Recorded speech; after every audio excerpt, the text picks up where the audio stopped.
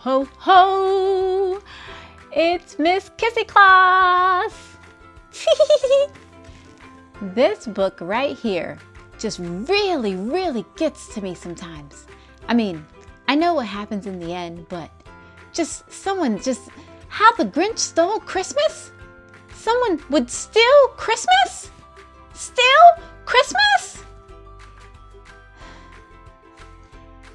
How the Grinch Stole Christmas by Dr. Seuss.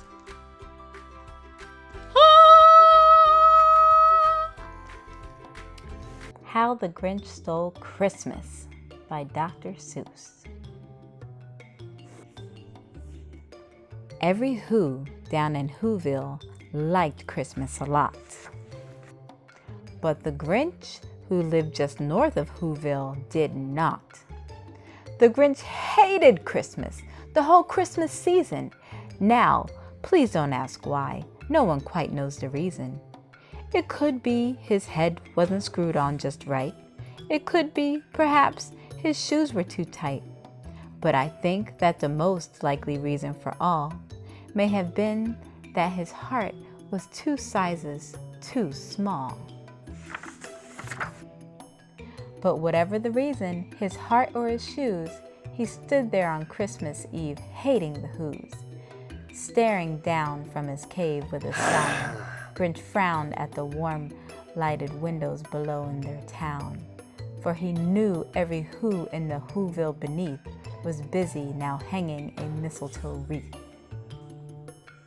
And they're hanging their stockings, he snarled with a sneer. Tomorrow's Christmas is practically here. Then he growled with his Grinch fingers, nervously drumming. I must find some way to stop Christmas from coming. For tomorrow, he knew, all the Who girls and Who boys would wake bright and early. They'd rush for their toys. And then, oh the noise, noise. That's one thing he hated, the noise.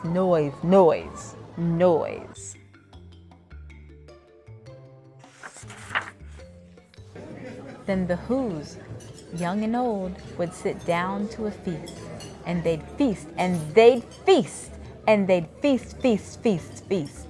They would feast on Who pudding and rare Who roast beef, which was something the Grinch couldn't stand in the least.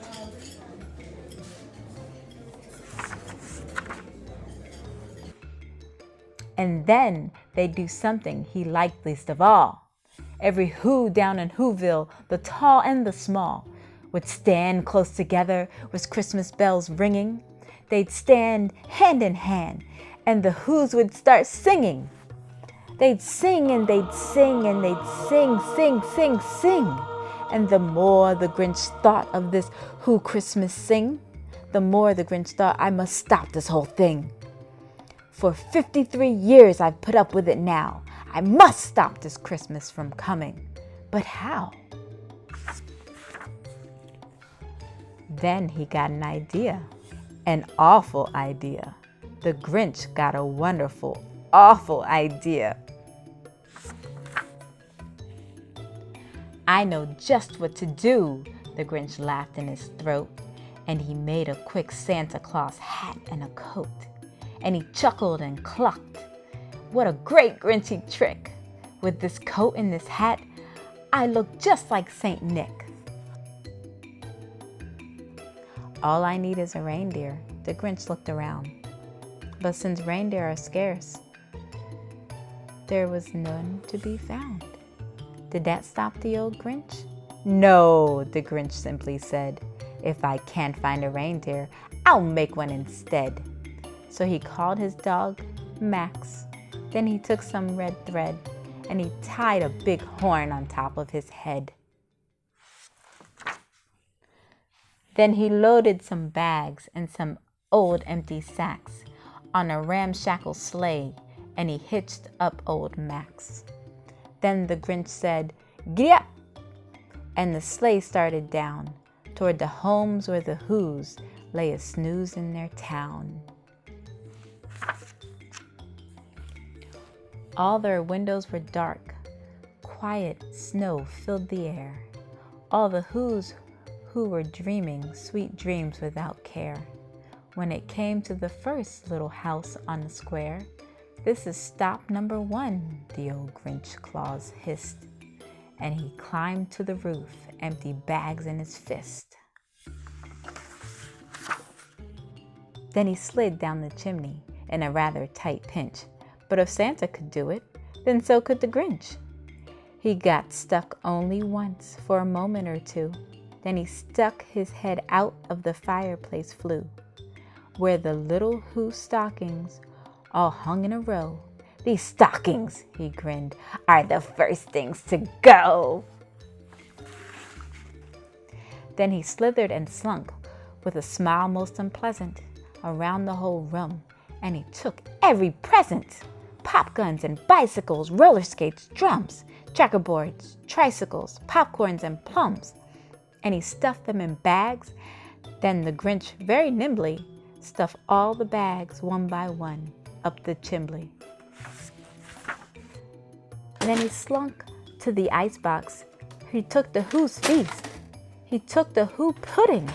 He took the roast beast. He cleaned out that icebox as quick as a flash. Why, that Grinch even took their last can of Who hash. Then he stuffed all the food up the chimney with glee. "And now," grinned the Grinch, "I will stuff up the tree."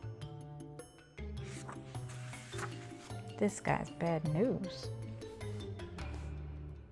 And the Grinch grabbed the tree, and he started to shove, when he heard a small sound like a coo of a dove. He turned around fast, and he saw a small Who, little Cindy Lou, who was not more than 2. The Grinch had been caught by this tiny Who daughter, who got out of bed for a cup of cold water. She stared at the Grinch and said, "Santa Claus, why? Why are you taking our Christmas tree? Why?" But you know that old Grinch was so smart and so slick, he thought up a lie, and he thought it up quick. "Why, my sweet little tot," the fake Santa Claus lied, "there's a light on this tree that won't light on one side, so I'm taking it home to my workshop, my dear. I'll fix it up there, then I'll bring it back here." And his fib fooled the child. Then he patted her head, and he got her a drink and sent her to bed. And when Cindy Lou Who went to bed with her cup, he went to the chimney and stuffed the tree up. Then the last thing he took was the log for their fire. Then he went up the chimney himself, the old liar. On the walls he left nothing but hooks and some wire. And the one speck of food that he left in the house was a crumb that was even too small for a mouse. Then he did the same thing to the other Who's houses, leaving crumbs much too small for the other Who's mouses. It was 1/4 dawn, all the Who's still abed, all the Who's still a snooze, when he packed up his sled. Packed it up with their presents, the ribbons, the wrappings, the tags and the tinsel, the trimmings, the trappings.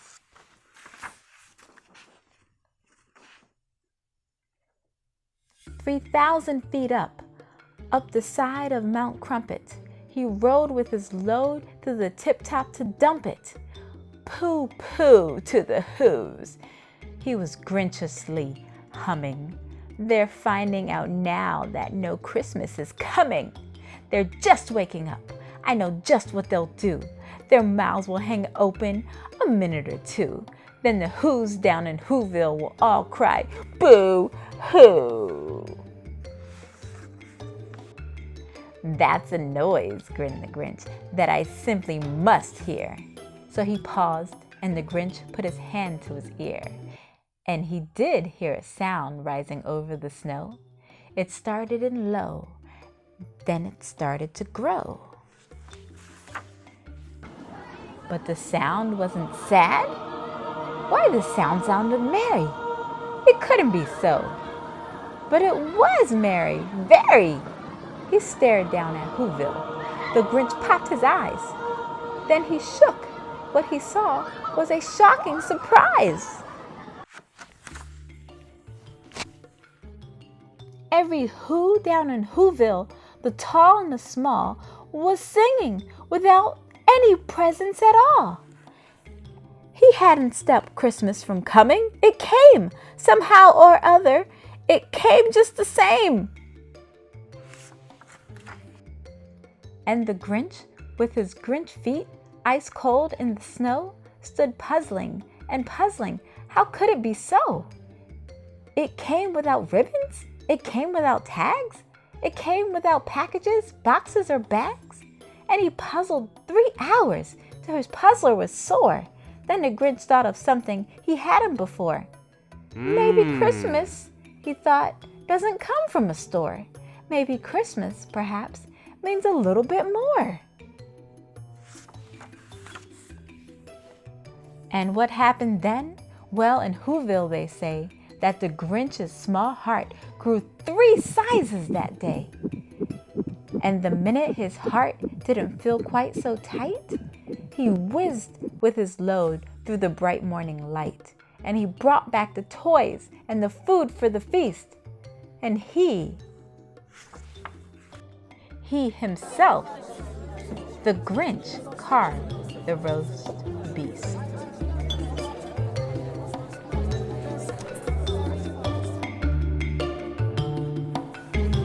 Well, I'll be having some tofurkey, but that's cool. Whew! I was worried there. I knew what was going to happen in the end, but when he took the toys and put it up the tree and took the food and just, it makes me nervous. That guy, that Grinch. Whew. So, 5 kissy kisses for that ending. Mwah, mwah, mwah, mwah, mwah. Wait a minute. Some of you out there did not smooch with me. Let's do it again. Mwah, mwah, mwah, mwah. Awesome, awesome. Have a Christoperific holidays, everyone. Bye-bye. I know I will.